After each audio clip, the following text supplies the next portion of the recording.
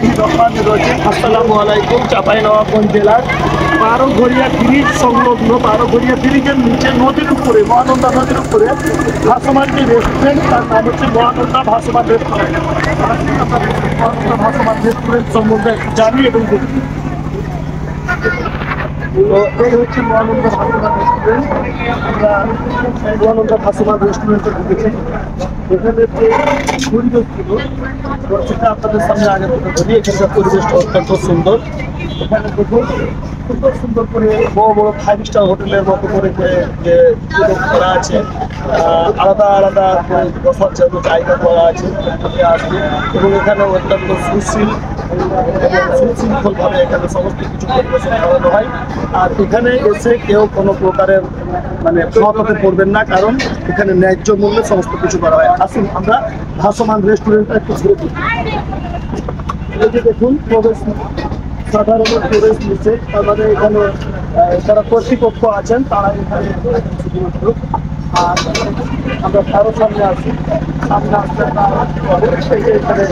এখানে যে টেবিলগুলো আছে, এই টেবিলগুলো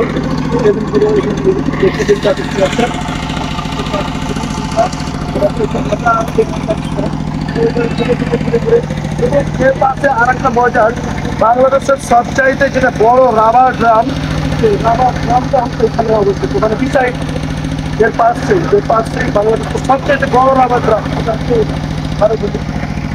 রাবার ড্রামের সাথে আছে। ইনশাআল্লাহ আমরা ভালো কিছু করবো।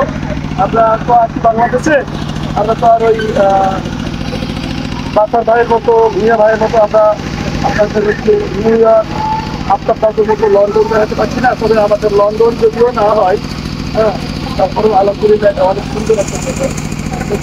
আমরা বাইরের সাইড করে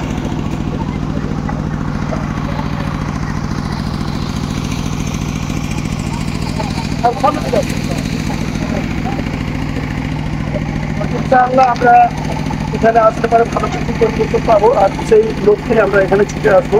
প্রত্যেকটা অনুরোধ করবো যে দেশের বাইরে যে যেখান থেকে ভিডিওটা দেখবেন, সকলের উদ্দেশ্যে এটুকুই বলবো, আপনারা যারা বিদেশে আছেন, বাংলাদেশে যখন আসবেন, বিশেষ করে বাসার ভাই, জুবাইদা আপু, তারপরে হচ্ছে আশিকুল ইসলাম, মিয়া ভাই, এদিকে আফতাব দাদু, সাহেব দাদু, বুরহানুদ্দিন দাদু, আপনাদের সকলকে বলবো দেখে আসবেন অবশ্যই চাঁপাইনবাবগঞ্জে আসবেন। চাঁপাইনবাবগঞ্জে এসে থাকারও সুন্দর সুন্দর হোটেল আছে। আর সেই হোটেলগুলো আমরা জানি, যেহেতু আমরা ব্যবসা করি, এগুলো ভালোভাবে চিনি জানি। আপনার থাকার কোনো অসুবিধা হবে না। এবং কিছুটা হলো শান্তির বিনোদন পাওয়ার জন্য, প্রাকৃতিক সৌন্দর্য উপভোগ করার জন্য আপনারা অবশ্যই চাঁপাইনবাবগঞ্জের মহানন্দা ভাসমান রেস্টুরেন্টে চলে আসবেন। সেটা মহানন্দা ব্রিজের নিচে এবং মহানন্দা নদীর উপরেই এই ভাসমান রেস্টুরেন্টটা। দেখুন দেখছেন আপনারা দাঁড়িয়ে সবগুলো দেখতে পাবেন। আর সবচেয়ে ভালো লাগছে কি, যে আপনি বসে আছেন আটলান্টিক মহাসাগরের মতো, নিচে জল আছে, পানি আছে।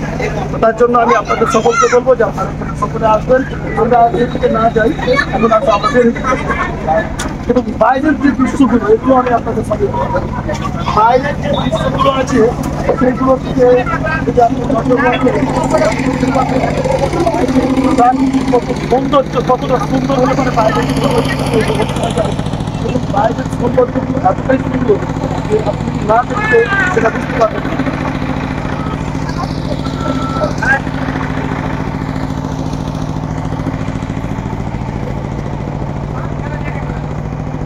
আমরা আজকে এসেছিলাম, সত্যি জানি না আমার বাড়ির কাছে কিছু আছে, তারপরও আমি জানি না এটা আবার কি জানবো। আমার বাড়ির শিক্ষক আমি কি বলি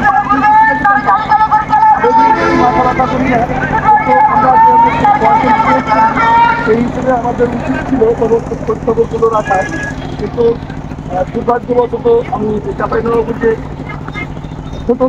ছোট্ট পরিসরে হলেও অনেক সৌন্দর্য একটা পরিবেশ, এত সুন্দর একটা রেস্টুরেন্ট হয়েছে, মানে ক্রিয়েট করা হয়েছে, সেটা কিন্তু আমি জানি, বিল্ড আপ করা হয়েছে। দেখুন কত সুন্দর সুন্দর, দেখলেন তো আপনার হচ্ছে বাসের সব করা হয়েছে। আর দেখুন ব্রিজের নিচে ফুলের সমারোহ দেখুন। তো ঠিক আছে, আপনারা সকলে ভালো থাকবেন, সুস্থ থাকবেন। আপনাদের সকলের জন্য মঙ্গল কামনা করছি। এবং দেশ এবং দেশের বাইরে যারা দেখবেন, বিশেষ করে ভূঁইয়া ভাই, আপনি ডাক্তার ভাই, আপনাকেও আমি বলছি, আপনারা জোবাইদা আপু, আপনাকেও বলছি, আতিকুল ভাই, তারপরে সিদ্দিক আঙ্কেল, জহিরুদ্দিন, আমাদের ইন্টারন্যাশনাল ব্রাদার ইন ল, আপনাদের সকলকে আমি বলছি আপনারা সকলেই ভিডিওটা দেখে যদি ভালো লাগে। এটা হচ্ছে হোটেলের যে সামনের যে কিছু অংশ, এটা হোটেলের একটা ভাসমান ছিল, এটাকে আবার বাড়ানো হয়েছে, বাড়িয়ে এগুলো আবার নতুনভাবে এগুলো তৈরি করা হয়েছে। ডান দিকে যদি আমরা তাকাই, ব্রিজের নিচে, এটা ব্রিজ, মহানন্দা ব্রিজ, ব্রিজের নিচে যদি তাকাই তাহলে দেখুন ব্রিজের নিচে কি ফুলের সমারোহ।